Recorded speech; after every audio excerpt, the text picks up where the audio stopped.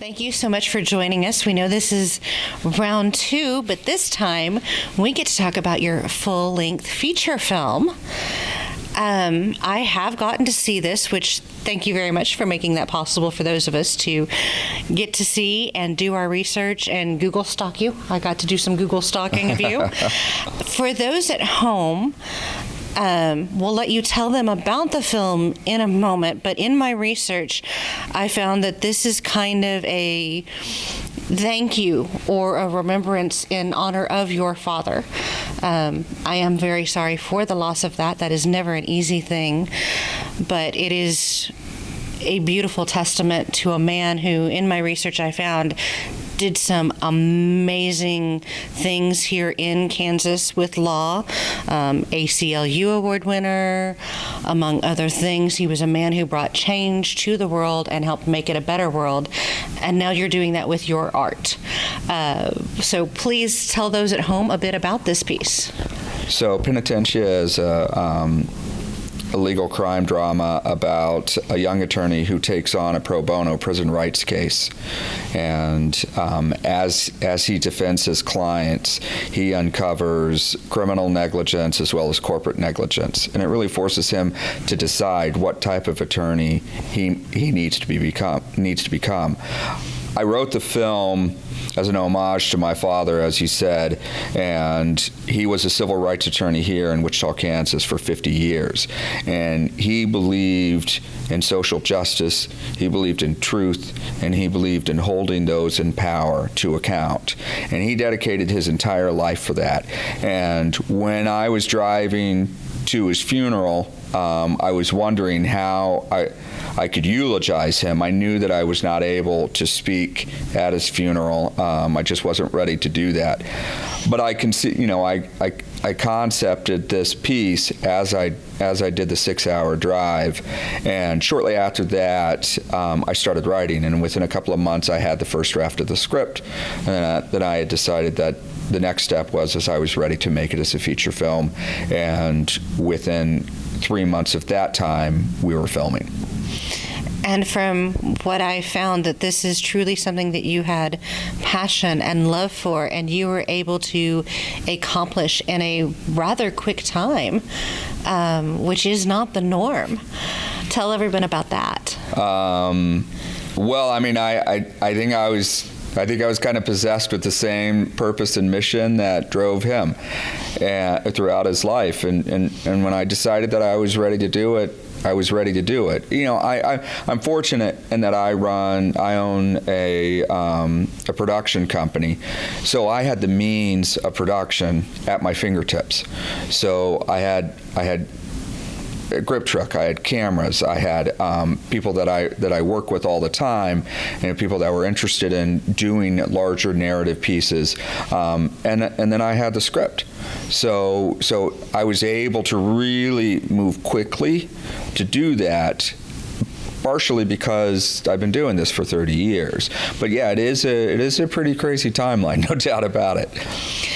You have a rather exciting cast. How did you find them? How did they find about the project? So the previous year I had shot a short film called Liberty, and one of the actors in Liberty, a woman by the name of Natasha Coppola Shalom, she and I became friends after we wrapped that project, and I talked to her about it, and she said, I really want to cast this film, and I knew that I wanted to do a SAG production, and so she started reaching out to her network, and as well as doing casting notices, and so she cast, she would kind of get all the information, and she and I would huddle together and decide who we liked, who we wanted to call back for reads. But a lot of that cast are personal connections that she's had, or friends of friends of friends, and we were able to build a cast off of that. I wanted to ask about one thing. With kind of the opening scene, we see him getting ready for his day. And of course, this actor, wonderful, happened to have the personal choice of he has tattoos and he's covering them.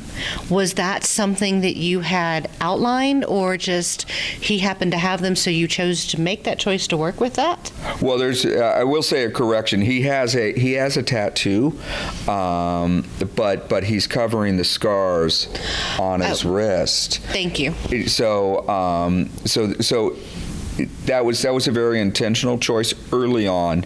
I knew that I wanted to do the metaphor of masking his past, masking his pain, as well as a more subtle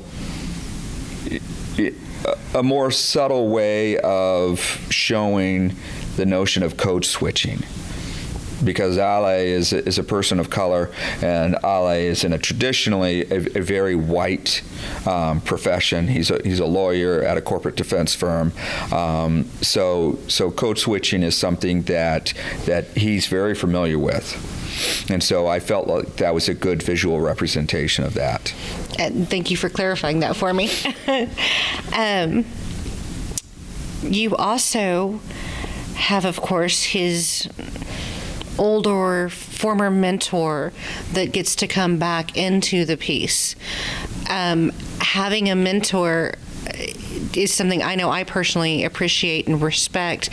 How did you decide to use a mentor position in this? Well, Marvin Weissman is a mentor-like character, and Marvin is I would say about as shameless of an analog to my father as there could be. And I knew that I wanted to do a film that honored what my father believed in, but I also knew that I didn't want to do a film that was about my father.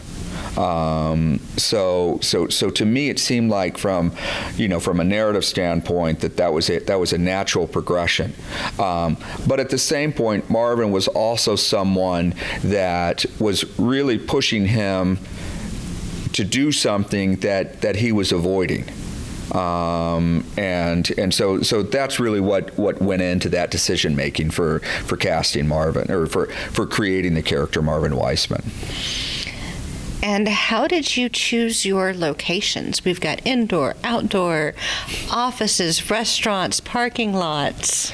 That was all through. That was so in the writing process. Generally, my approach is I write and I don't self-edit, based on what can I realistically do. I just write. And then as we started to go into the production, then things started to kind of change around. Could I do this? Could we do this?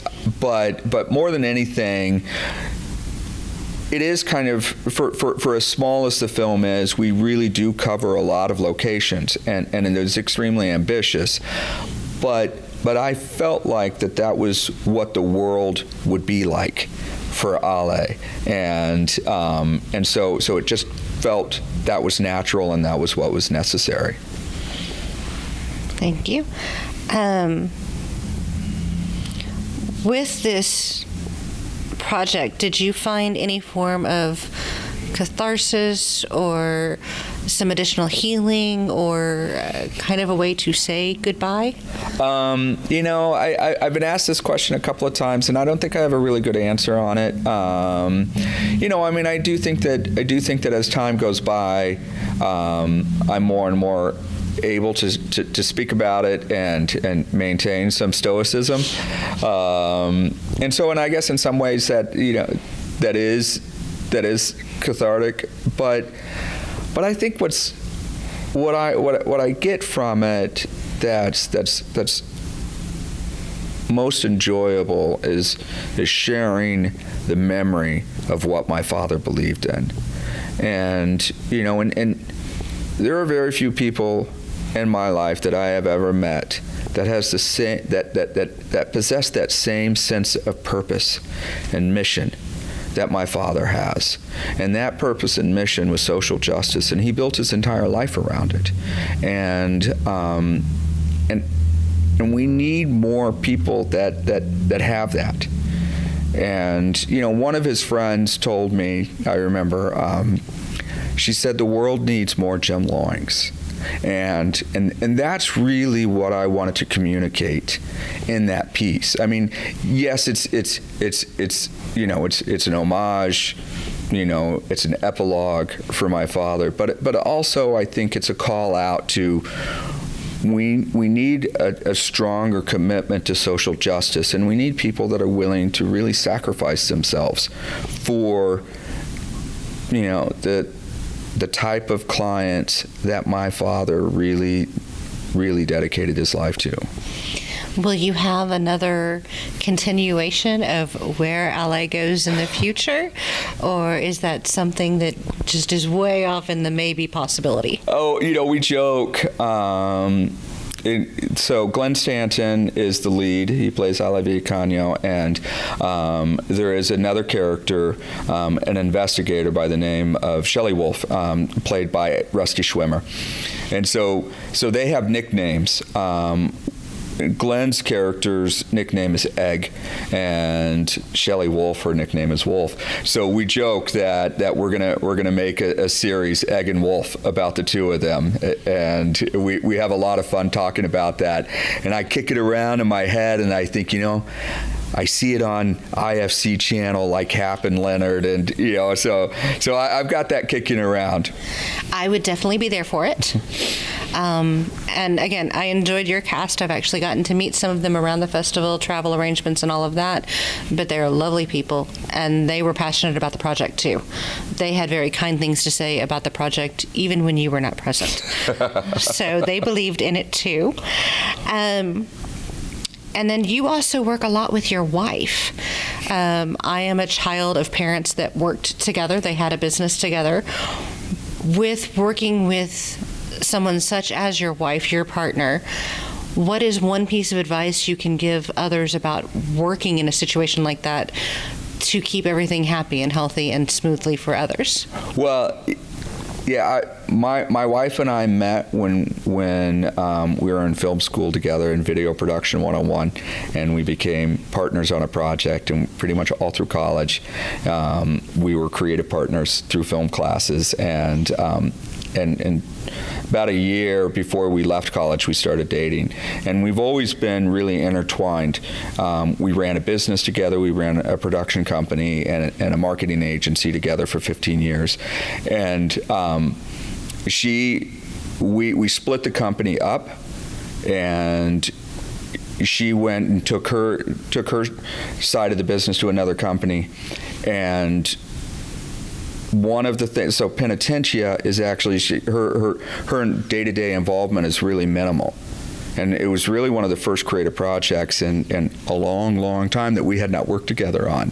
And I think one of the things that was so important about that is recognizing the space.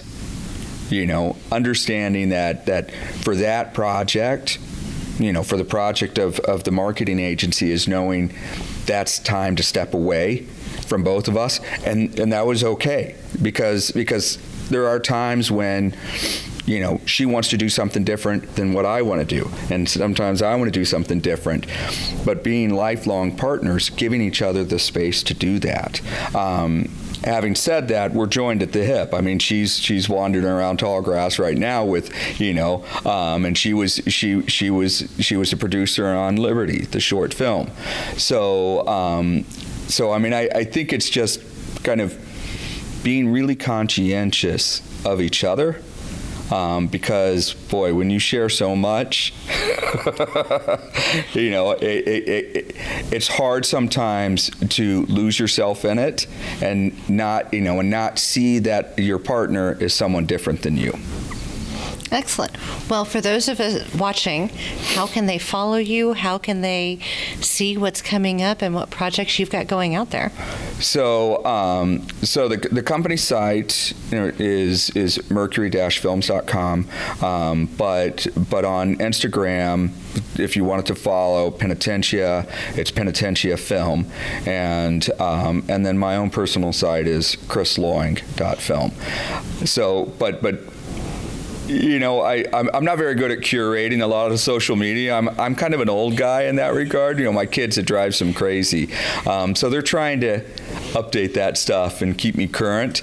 But we really believe that Penitentia is the first major step towards our next series of features, and so we're building a really strong foundation for the next feature and the next feature. Well, thank you. We'll keep watching, and thank you so much for your time today, and I hope you continue to enjoy the festival. Yes, this is a great festival. We love it.